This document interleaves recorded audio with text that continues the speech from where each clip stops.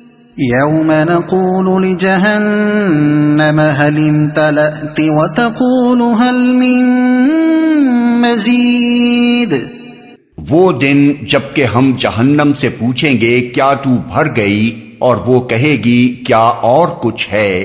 اس کے دو مطلب ہو سکتے ہیں، ایک یہ کہ میرے اندر اب مزید آدمیوں کی گنجائش نہیں ہے، دوسرے یہ کہ اور جتنے مجرم بھی ہیں انہیں لے آئیے۔ پہلا مطلب لیا جائے تو اس ارشاد سے تصور یہ سامنے آتا ہے کہ مجرموں کو جہنم میں اس طرح ٹھونس ٹھونس کر بھر دیا گیا ہے کہ اس میں ایک سوئی کی بھی گنجائش نہیں رہی، حتیٰ کہ جب اس سے پوچھا گیا کہ کیا تو بھر گئی تو وہ گھبرا کر چیخ اٹھی کہ کیا ابھی اور آدمی بھی آنے باقی ہیں۔ دوسرا مطلب لیا جائے تو یہ تصور ذہن میں پیدا ہوتا ہے کہ جہنم کا غیظ اس وقت مجرموں پر کچھ اس بری طرح بھڑکا ہوا ہے کہ وہ حل میں مزید کا مطالبہ کیے جاتی ہے اور چاہتی ہے کہ آج کوئی مجرم اس سے چھوٹنے نہ پائے۔ یہاں یہ سوال پیدا ہوتا ہے کہ جہنم سے اللہ تعالیٰ کے اس خطاب اور اس کے جواب کی نوعیت کیا ہے؟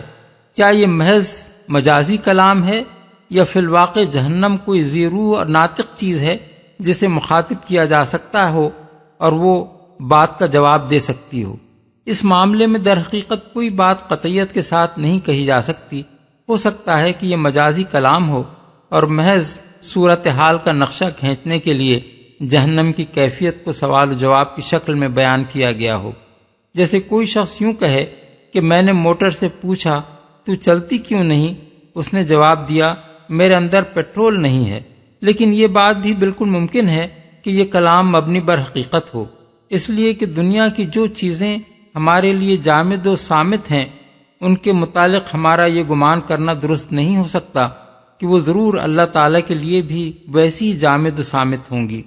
خالق اپنی ہر مخلوق سے کلام کر سکتا ہے اور اس کی ہر مخلوق اس کے کلام کا جواب دے سکتی ہے، خواہ ہمارے لیے اس کی زبان کتنی ہی ناقابل فہم ہو۔ وَأُزْلِفَتِ الْجَنَّةُ لِلْمُتَّقِينَ غَيْرَ بَعِيدٍ، اور جنت متقین کے قریب لے آئی جائے گی، کچھ بھی دور نہ ہوگی۔ یعنی جو ہی کسی شخص کے متعلق اللہ تعالیٰ کی عدالت سے یہ فیصلہ ہوگا کہ وہ متقی اور جنت کا مستحق ہے، فی الفور وہ جنت کو اپنے سامنے موجود پائے گا۔ وہاں تک پہنچنے کے لیے اسے کوئی مسافت طے نہیں کرنی پڑے گی کہ پاؤں سے چل کر یا کسی سواری میں بیٹھ کر سفر کرتا ہوا وہاں جائے اور فیصلے کے وقت اور دخول جنت کے درمیان کوئی وقفہ ہو، بلکہ ادھر فیصلہ ہوا اور ادھر متقی جنت میں داخل ہو گیا۔ گویا وہ جنت میں پہنچایا نہیں گیا ہے بلکہ خود جنت ہی اٹھا کر اس کے پاس لے آئی گئی ہے۔ اس سے کچھ اندازہ کیا جا سکتا ہے کہ عالم آخرت میں زمان و مکان کے تصورات ہماری اس دنیا کے تصورات سے کس قدر مختلف ہوں گے۔ جلدی اور دیر اور دوری اور نزدیکی کہ وہ سارے مفہومات وہاں بے معنی ہوں گے جن سے ہم اس دنیا میں واقف ہیں۔ هذا ما توعدون لكل أواب حفيظ من خشي الرحمن بالغيب وجاء بقلب منيب ادخلوها بسلام ذلك يوم الخلود۔ ارشاد ہوگا یہ ہے وہ چیز جس کا تم سے وعدہ کیا جاتا تھا ہر اس شخص کے لیے جو بہت رجوع کرنے والا اور بڑی نگہداشت کرنے والا تھا، جو بے دیکھے رحمان سے ڈرتا تھا اور جو دلے گرویدہ لیے ہوئے آیا ہے، داخل ہو جاؤ جنت میں سلامتی کے ساتھ، وہ دن حیات ابدی کا دن ہوگا، بہت رجوع کرنے والا۔ اصل میں لفظ اواب استعمال ہوا ہے جس کا مفہوم بہت وسیع ہے۔ اس سے مراد ایسا شخص ہے جس نے نافرمانی اور خواہشات نفس کی پیروی کا راستہ چھوڑ کر طاعت اور اللہ کی رضا جوئی کا راستہ اختیار کر لیا ہو، جو ہر اس چیز کو چھوڑ دے جو اللہ کو ناپسند ہے اور ہر اس چیز کو اختیار کرے جو اللہ کو پسند ہے، جو راہ بندگی سے ذرا قدم ہٹتے ہی گھبرا اٹھے اور توبہ کر کے بندگی کی راہ پر پلٹ آئے، جو کثرت سے اللہ کو یاد کرنے والا اور اپنے تمام معاملات میں اس کی طرف رجوع کرنے والا ہو، نگہداشت کرنے والا تھا۔ اصل میں لفظ حفیظ استعمال ہوا ہے جس کے معنی ہے حفاظت کرنے والا۔ اس سے مراد ایسا شخص ہے جو اللہ کے حدود اور اس کے فرائض اور اس کی حرمتوں اور اس کی سپرد کی ہوئی امانتوں کی حفاظت کرے، جو ان حقوق کی نگہداشت کرے جو اللہ کی طرف سے اس پر عائد ہوتے ہیں، جو اس عہد و پیمان کی نگہداشت کرے جو ایمان لا کر اس نے اپنے رب سے کیا ہے، جو اپنے اوقات اور اپنی قوتوں اور محنتوں اور کوششوں کی پاسبانی کرے کہ ان میں سے کوئی چیز غلط کاموں میں ضائع نہ ہو، جو توبہ کر کے اس کی حفاظت کرے اور اسے پھر نہ ٹوٹنے دے، جو ہر وقت اپنا جائزہ لے کر دیکھتا رہے کہ کہیں میں اپنے قول یا فعل میں اپنے رب کی نافرمانی تو نہیں کر رہا ہوں۔ رحمان سے ڈرتا تھا، یعنی باوجود اس کے کہ رحمان اس کو کہیں نظر نہ آتا تھا اور اپنے حواس سے کسی طرح بھی وہ اس کو محسوس نہ کر سکتا تھا، پھر بھی وہ اس کی نافرمانی کرتے ہوئے ڈرتا تھا۔ اس کے دل پر دوسری محسوس طاقتوں اور علانیہ نظر آنے والی زوراور ہستیوں کے خوف کی بنسبت اس اندیکھے رحمان کا خوف زیادہ غالب تھا، اور یہ جانتے ہوئے بھی کہ وہ رحمان ہے، اس کی رحمت کے بھروسے پر وہ گناہگار نہیں بنا بلکہ ہمیشہ اس کی ناراضی سے ڈرتا ہی رہا۔ اس طرح یہ آیت مومن کی دو اہم اور بنیادی خوبیوں کی طرف اشارہ کرتی ہے، ایک یہ کہ وہ محسوس نہ ہونے اور نظر نہ آنے کے باوجود خدا سے ڈرتا ہے، دوسرے یہ کہ وہ خدا کی صفت رحمت سے اچھی طرح واقف ہونے کے باوجود گناہوں پر جری نہیں ہوتا۔ یہی دو خوبیاں اسے اللہ کے ہاں قدر کا مستحق بناتی ہیں۔ اس کے علاوہ اس میں ایک اور لطیف نکتہ بھی ہے جسے امام رازی نے بیان کیا ہے، وہ یہ کہ عربی زبان میں ڈر کے لیے خوف اور خشیت دو لفظ استعمال ہوتے ہیں جن کے مفہوم میں ایک باریک فرق ہے۔ خوف کا لفظ بالعموم اس ڈر کے لیے استعمال ہوتا ہے جو کسی کی طاقت کے مقابلے میں اپنی کمزوری کے احساس کی بنا پر آدمی کے دل میں پیدا ہو، اور خشیت اس ہیبت کے لیے بولتے ہیں جو کسی کی عظمت کے تصور سے آدمی کے دل پر طاری ہو۔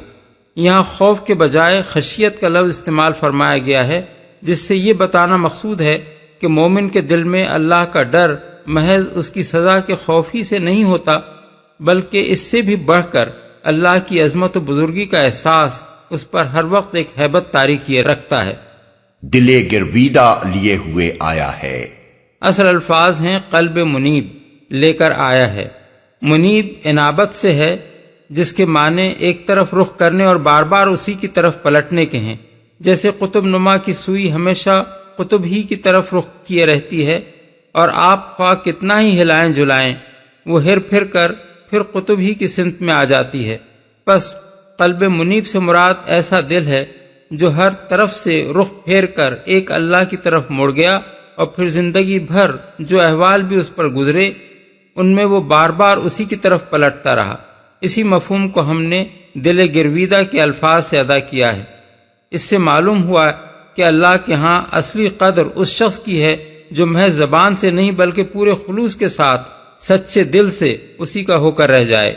جنت میں سلامتی کے ساتھ۔ اصل الفاظ ہیں ادخلوها بسلام۔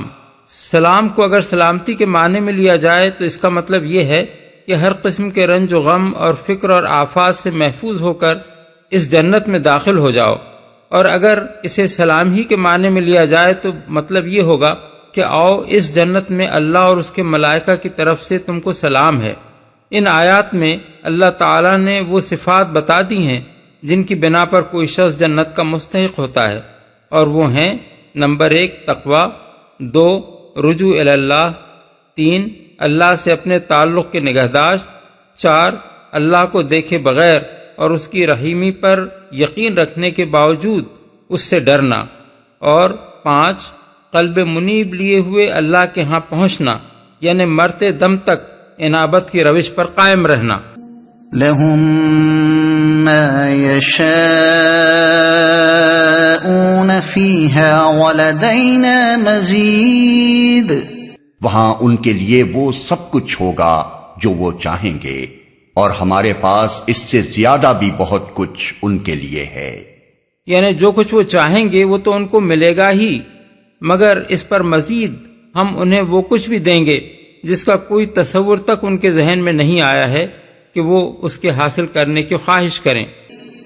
وَكَمْ أَهْلَكْنَا قَبْلَهُمْ مِنْ قَرْنٍ هُمْ أَشَدُّ مِنْهُمْ بَطْشًا فَنَقَّبُوا فِي الْبِلَادِ هَلْ مِنْ مَحِيصٍ إِنَّ فِي ذَلِكَ لَذِكْرَى لِمَنْ كَانَ لَهُ قَلْبٌ أَوْ أَلْقَى السَّمْعَ وَهُوَ شَهِيدٌ ہم ان سے پہلے بہت سی قوموں کو ہلاک کر چکے ہیں جو ان سے بہت زیادہ طاقتور تھیں اور دنیا کے ملکوں کو انہوں نے چھان مارا تھا، پھر کیا وہ کوئی جائے پناہ پا سکے؟ اس تاریخ میں عبرت کا سبق ہے ہر اس شخص کے لیے جو دل رکھتا ہو یا جو توجہ سے بات کو سنے۔ چھان مارا تھا یعنی صرف اپنے ملک ہی میں وہ زور آور نہ تھیں بلکہ دنیا کے دوسرے ملکوں میں بھی وہ جا گھسی تھیں اور ان کی طاقت کا سلسلہ روئے زمین پر دور دور تک پہنچا ہوا تھا۔ کوئی جائے پناہ پا سکے، یعنی جب خدا کی طرف سے ان کی پکڑ کا وقت آیا تو کیا ان کی وہ طاقت ان کو بچا سکی، اور کیا دنیا میں پھر کہیں ان کو پناہ مل سکی؟ اب آخر تم کس بھروسے پر یہ امید رکھتے ہو کہ خدا کے مقابلے میں بغاوت کر کے تمہیں کہیں پناہ مل جائے گی؟ جو توجہ سے بات کو سنے۔ بالفاظ دیگر، جو یا تو خود اپنی گرہ کی اتنی عقل رکھتا ہو کہ صحیح بات سوچے، یا نہیں تو غفلت اور تعصب سے اتنا پاک ہو کہ جب دوسرا کوئی شخص اسے حقیقت سمجھائے تو وہ کھلے کانوں سے اس کی بات سنے، یہ نہ ہو کہ سمجھانے والے کی آواز کان کے پردے پر سے گزر رہی ہے اور سننے والے کا دماغ کسی اور طرف مشغول ہے۔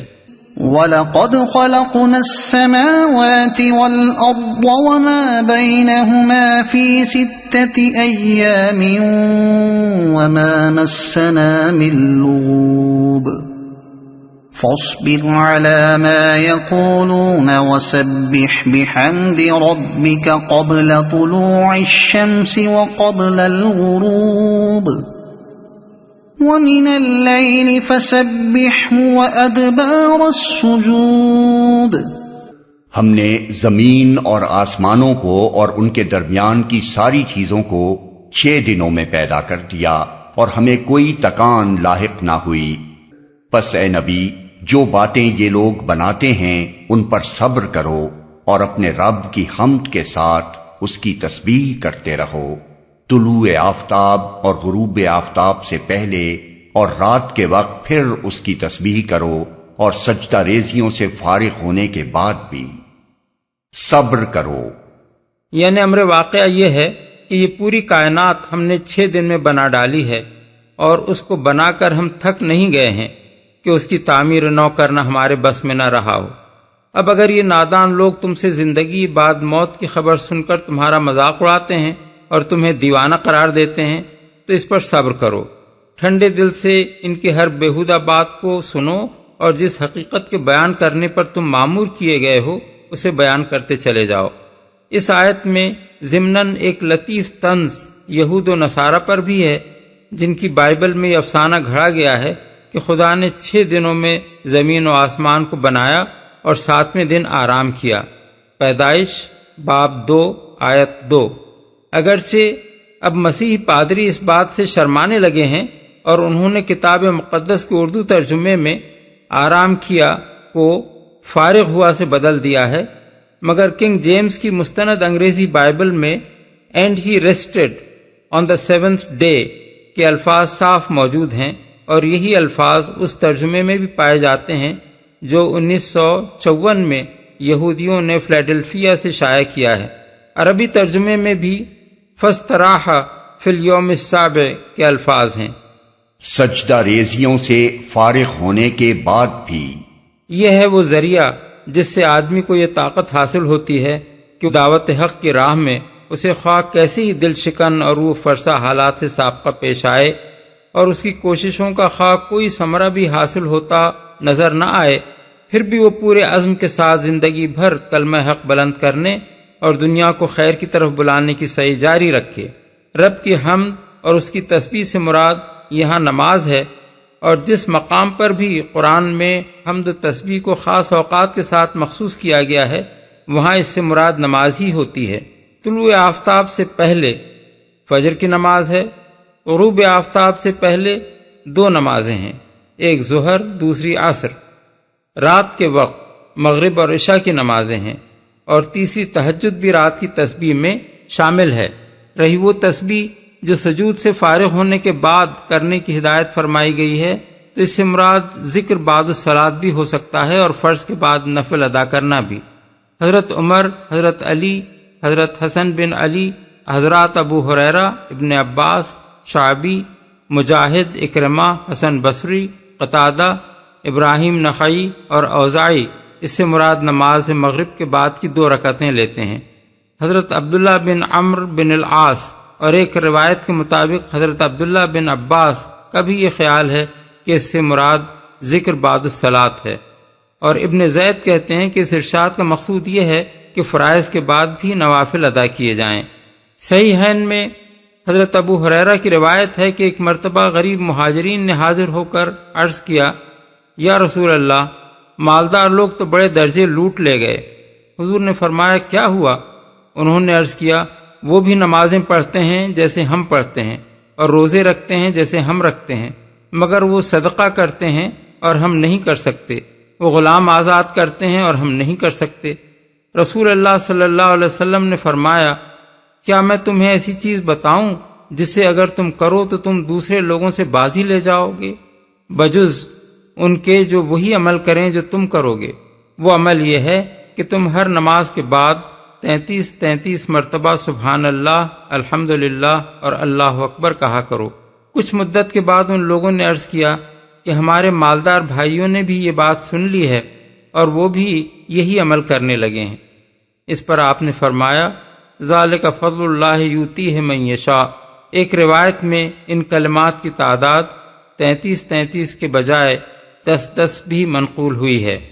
حضرت زید بن ثابت کی روایت ہے کہ رسول اللہ صلی اللہ علیہ وسلم نے ہم کو ہدایت فرمائی تھی کہ ہم ہر نماز کے بعد 33 مرتبہ سبحان اللہ اور الحمدللہ کہا کریں اور 34 مرتبہ اللہ اکبر کہیں۔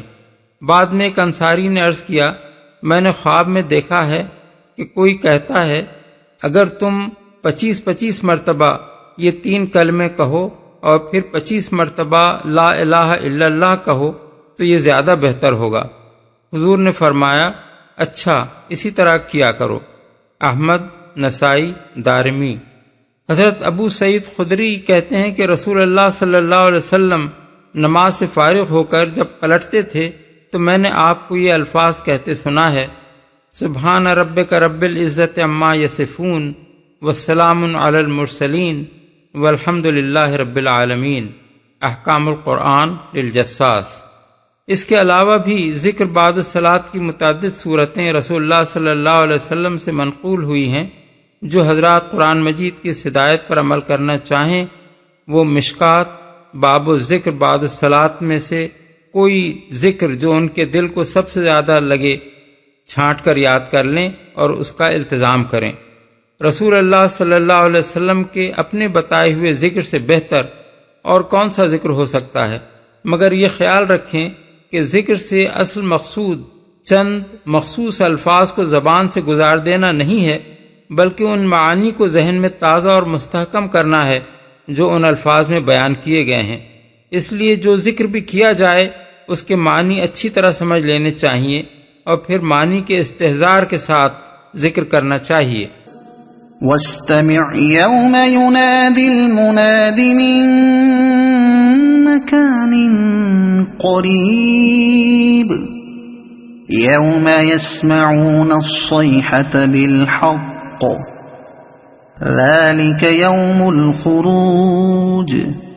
اور سنو جس دن منادی کرنے والا ہر شخص کے قریب ہی سے پکارے گا، جس دن سب لوگ آوازۂ حشر کو ٹھیک ٹھیک سن رہے ہوں گے، وہ زمین سے مردوں کے نکلنے کا دن ہوگا، قریب ہی سے پکارے گا۔ یعنی جو شخص جہاں مرا پڑا ہوگا یا جہاں بھی دنیا میں اس کی موت واقع ہوئی تھی، وہیں خدا کے منادی کی آواز اس کو پہنچے گی کہ اٹھو اور چلو اپنے رب کی طرف اپنا حساب دینے کے لیے۔ یہ آواز کچھ اس طرح کی ہوگی کہ روئے زمین کے چپے چپے پر جو شخص بھی زندہ ہو کر اٹھے گا وہ محسوس کرے گا کہ پکارنے والے نے کہیں قریب ہی سے اس کو پکارا ہے۔ ایک ہی وقت میں پورے کرۂ ارض پر ہر جگہ یہ آواز یکساں سنائی دے گی۔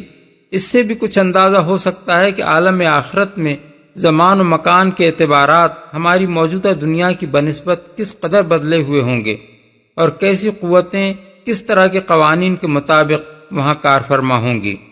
ٹھیک ٹھیک سن رہے ہوں گے۔ اصل الفاظ ہیں یسمعون الصیحۃ بالحق۔ اس کے دو معنی ہو سکتے ہیں، ایک یہ کہ سب لوگ امر حق کی پکار کو سن رہے ہوں گے، دوسرے یہ کہ آواز حشر کو ٹھیک ٹھیک سن رہے ہوں گے۔ پہلے معنی کے لحاظ سے مطلب یہ ہے کہ لوگ اسی امر حق کی پکار کو اپنے کانوں سے سن رہے ہوں گے جس کو دنیا میں وہ ماننے کے لیے تیار نہ تھے، جس سے انکار کرنے پر انہیں اصرار تھا اور جس کی خبر دینے والے پیغمبروں کا وہ مذاق اڑایا کرتے تھے۔ دوسرے معنی کے لحاظ سے مطلب یہ ہے کہ وہ یقینی طور پر یہ آواز حشر سنیں گے، انہیں خود معلوم ہو جائے گا کہ یہ کوئی وہم نہیں ہے بلکہ واقعی یہ آواز حشر ہی ہے۔ کوئی شبہ انہیں اس امر میں نہ رہے گا کہ جس حشر کی انہیں خبر دی گئی تھی وہ آ گیا ہے اور یہ اسی کی پکار بلند ہو رہی ہے۔ إنا نحن نحيي ونميت وإلينا المصير يوم تشقق الأرض عنهم سراعا ذلك حشر علينا يسير۔ ہم ہی زندگی بخشتے ہیں اور ہم ہی موت دیتے ہیں اور ہماری ہی طرف اس دن سب کو پلٹنا ہے جب زمین پھٹے گی اور لوگ اس کے اندر سے نکل کر تیز تیز بھاگے جا رہے ہوں گے۔ یہ حشر ہمارے لیے بہت آسان ہے۔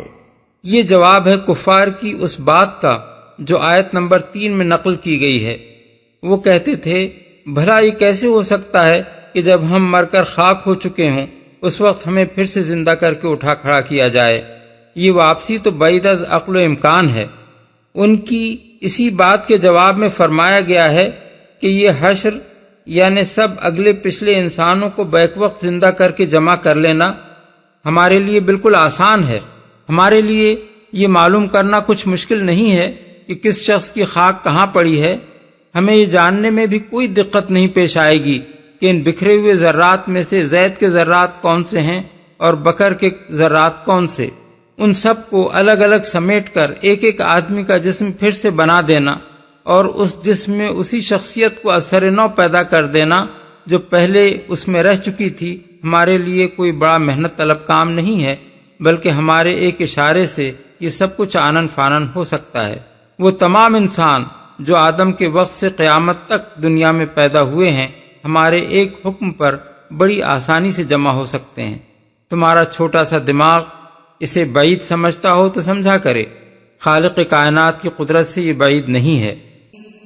نحن اعلم بما يقولون وما انت عليهم بجبار فذكر بالقرآن من يخاف وعيد۔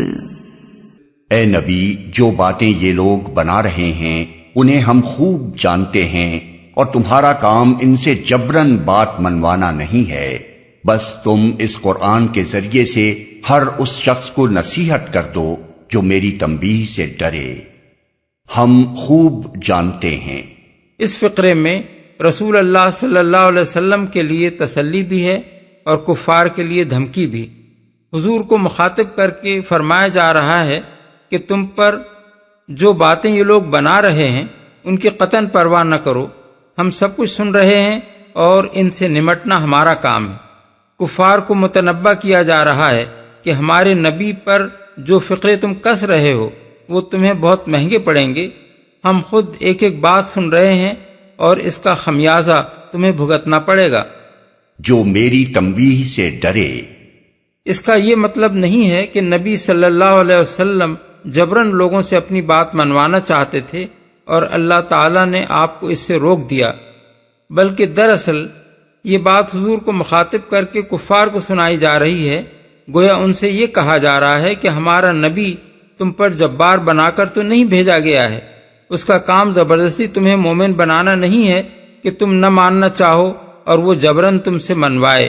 اس کی ذمہ داری تو بس اتنی ہے کہ جو متنبہ کرنے سے ہوش میں آ جائے اسے قرآن سنا کر حقیقت سمجھا دے۔ اب اگر تم نہیں مانتے تو نبی تم سے نہیں نمٹے گا بلکہ ہم تم سے نمٹیں گے۔